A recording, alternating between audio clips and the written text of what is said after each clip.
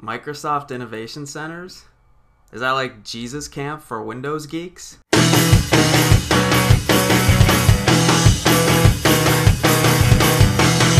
Good morning, it's Monday, April 23rd, 2007. I'm John Pachkowski, and this is Digital Daily.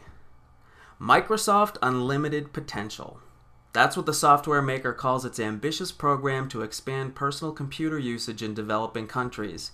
That's a good name for it, because if there's anywhere with unlimited potential for vast new Windows user bases, it's in those economies defined as low income by the World Bank.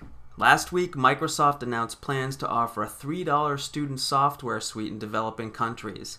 It also pledged to open some 200 of these Microsoft Innovation Center facilities where local communities can train in the Windows ecosystem.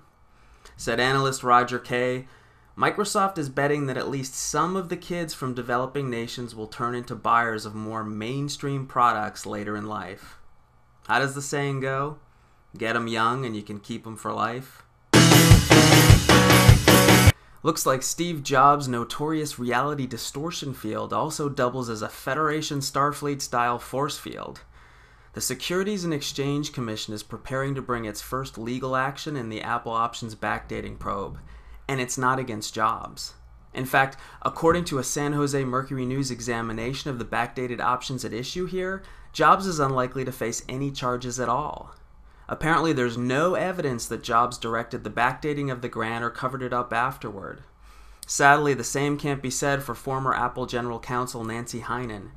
Newspaper sources say Hynen, who resigned last year when the investigation first began, is probably going to be the target of the first legal action in the case. You know, I think I figured out the reason for Research in Motion's big BlackBerry outage last week.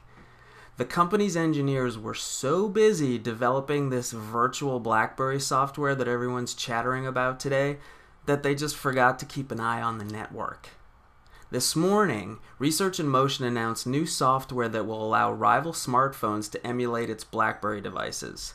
It's an interesting move for the company, which has for years been offering rivals only very limited access to its services via something called BlackBerry Connect. Looks like RIM has finally realized that if it wants to dominate the market for wireless email, it's got to court all customers, including those who want service but don't want to switch devices. That's it for Digital Daily. Thanks for watching, and I'll see you again tomorrow.